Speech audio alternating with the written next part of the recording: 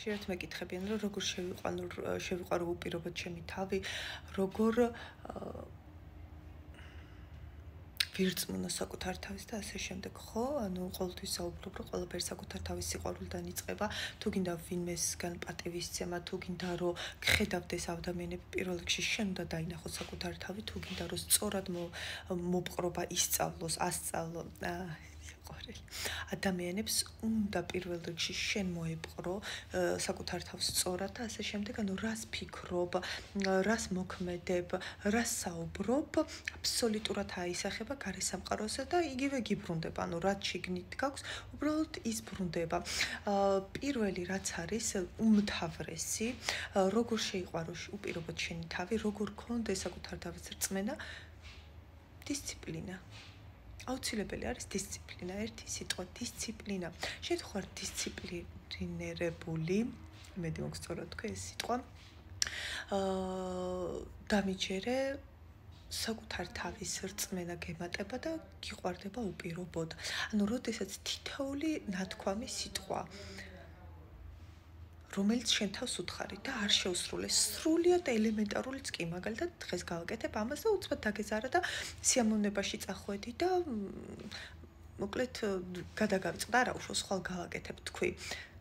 ხვალინდელი დღე ეშმაკის არის, ნათქვამი რო არის, აი ამას გულისხმობს, ახლა ჩვენ მოგვეხსენება, რომ აქ ეშმაკ ნამდვილ ეშმაკზე არ არის, ანუ არ არსებობს სიბოროტე და სიკეთე, ყველაფერი სიმართლეს ემსახურება, ყველაფერი ჩვენი საუკეთესო მომავლისთვის ხდება რეალურად, უბრალოდ სხვანაირად ვერ მოგვაბრუნებენ ხოლმე სწორ გზაზე, ტკივილით ხდება ჩვენი სწორ გზაზე მობრუნება.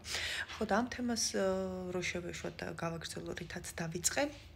ნახეთ რა ხდება, როდესაც სიამოვნებაში ვარ და აი მაგალითად ეს უნდა გამეკეთებინა დამეზარა, აი დედას დემენცია აქვს და მეზარება მოვლა, ნუ ცუდად ვარ, იმიტომ რომ მაგალითად აგრესიული ასე და მერჩევნია გავექცე, ხო ნახეთ რა ხდება ამ დროს, ანუ სიამოვნებაში მივდივარ და რაც უფრო ხშირად ვარ სიამოვნებაში, ნიშნავს რომ თავის ტვინის ქერქი cortex, ასე ქვია თუ არ ვცდები, იკუმშება და რაც როდესაც დისციპლინაში ვართ პირიქით, რა დიდო?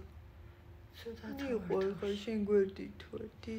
დისციპლინა კი, ზაქვართ ერთი დისციპლინა კი ზრდის cortex.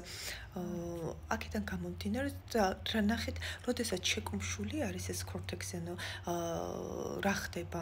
რა ხდება? სიცოცხლის უნარიანი აღარ ვართ, ანუ აი აღარ გვინდა ცხოვრება და აქედან არის ამდენი დეპრესია და ამდენი, როდესაც არ აკეთებ შენ გასაკეთებელს, როდესაც ანუ აქ მოვედით მოძრაობისთვის, სიცოცხლისთვის მოვედით, სიკვდილისთვის არა, ხო? აქედან გამომდინარე შენ სულ სიამოვნებაში რო ხარ, ნიშნავს სულ სიკვდილში ხარ. სიამოვნებიდან სადაც მოვდივარ. რა გააკეთო და გაბედნიერდი, იბედნიერე.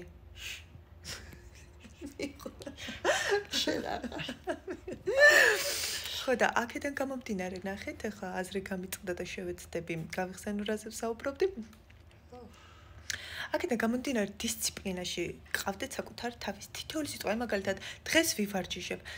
როდესაც მიწერთ ყოფილს, როდესაც მაგალითად სხეულის მოვლაზე უარს იტყვით, ამ საუბრობს ადამიანი, რომელსაც თმები აქვს და სავარცხნი მადლიერი ვარ. მეც ვსწავლობ, თქვენთან ერთად ვსწავლობ. ნახეთ როგორ არის გულიდან მოდის ყველაფერი ჩემი თითოეული სიტყვა, ხო? და როდესაც ვაზიარებ, ანუ როდესაც გიზიარებთ იმას, რაც გულიდან წამოსულია, მეც ვსწავლობ ამით. სწავლებით ვსწავლობ და როგორ სხეულს ვასწავლი. ნახეთ, უნდა გავაერთიანოთ, ხო? სხეულს ხომ ეხსიერთ სხეული ცხოველი არის. ფშინვას ხომ რაღაცა აქვს დამახსოვრებული, ის ცხოველია, ცხოველმა საერთოდ არის ის მოვლა კატას თუ არა ვიხებთ კატა, უფრო განვითარებული არის და საკუთარ თავს თავადვე უვლის, ხო? კატას და ასე შემდეგ. აი ძაღლმა საერთოდ არის ის მაგალითად და ჩვენ უფრო ამ კატეგორიას მივეკუთვნებით. ჩვენ უფრო ჩვენ ერთმანეთი გვჭირდება, რომ რაღაცას მივაღწიოთ, ერთმანეთის გარშემო არავინ ვართ და იცოდეთ, ნახეთ. ოჯახიც არის ჩვენი სიამოვნება. ჩვენ როდესაც ჩვენ თავზე, ჩვენ ოჯახზე მაღლა დავდგებით, ანუ რას ნიშნავს, რომ შენი ანუ მე ჩემ ოჯახს ვეხმარები და ამიტომ მისიას ვახსრულებ, ეს დაკარგული ხარ, ეს არის როგორც საბაზისო ინსტინქტი. იცით, აი ძალიან აი ძაღლური ინსტინქტი, მოკლედ ასე რომ ვთქვა რა, ძალიან ცხოველური ინსტინქტი არის. ცხოველი ყოველთვის იცავს საკუთარ ოჯახს, მაგრამ იმის იქით შეიძლება დაჭამოს ყველა.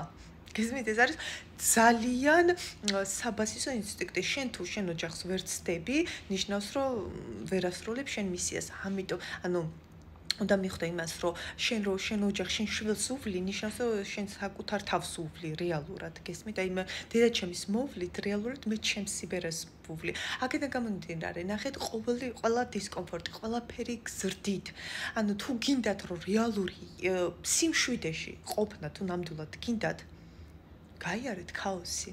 ამაზე უკეთესად ვერ ისწავლით თქვენ სიმშვიდეში ყოფნას. ცდილობთ, რომ ნახეთ, როდესაც რაღაცა ტრამვირებული არის ადამიანი, ხო? და რაღაცა მოხდა იმ ცხოვრებაში, რომ ვერ გააკონტროლა ის ტრამვირებული დღე, მაგალითად, ტრამვა როდესაც მიიღო ის დღე ვერ გააკონტროლა, რას აკეთებს? აი ლაგებით, რაღაც ხელის სრულ ბანით, რაღაცა ცდილობს, რაღაცის სიტუაციის, რაღაც გარე ფაქტორის გაკონტროლებით, ცდილობს თითქოს კომპენსაცია გაუკეთოს იმ ტრამვას. გესმით? სინამდვილეში გარემო კი არ უნდა დაალაგოს, საკუთარი თავი დავარცხნოს. შიგნით რო დავარცხნე, ახლა დრო თავით დავივარცხნო. არა და სხვანაირად მქონდა, თულად ასეც არ არის, სხვანაირად მქონდა და რაღაც საერთოდ აირია. მაგრამ გულიდან რაც წამოვიდა იმდედა მინდოდა ეგრევე რომ მე თქვა აღარ წავსულვარ და აღარ საკვები გავაკეთე და ამან ამირია მოკლედ სუპი ოჯახისათვის და ამირიათ მე აქედან გამომდინარე დაივარცხნეთ შიგნით და შესაბამისად გარემოც დავარცხნილი გექნებათ უფრო გაგვიადვილდებათ არ იყოთ ამ Netflix-ი სკროლვა ამ სიამოვნებაში გესმით დისკომფორტი, რაც გეწევათ, რაც სამყარო, რასაც გიგზავნთ, თქვენთვის ხდება. არ გაექცეთ, არ მიწეროთ იმ ყოფილს, თქვენი არ ეჩხუბოთ ნეგატივი, არ გადასცეთ სხვას. გესმით, გაზარდეთ. ტვინის ქერქი. ივარჯიშეთ, შაქარზე უარი თქვით და ესე შემდეგ. რომ მიხვდეთ ვინ ხართ და აღასრულოთ თქვენი მისია. თქვენი მისია ოჯახის მოვლა არის ეს საბაზისო ძალიან პრიმიტიული. გესმით, ზოგი ამ პრიმიტივსაც მაგალითად ზოგი ცხოველიც უარს ამბობს საკუთარ ოჯახში, საკუთარ ნაშიერზე, გარბის სხვა გონია, იბნევა, მე რა. ყველა დაბნეულები ვიყავით ერთ დროს და ახლა ვცდილობთ გახსენებას თუ ვინ ვართ სარკევხვდებით სხვებისთვის.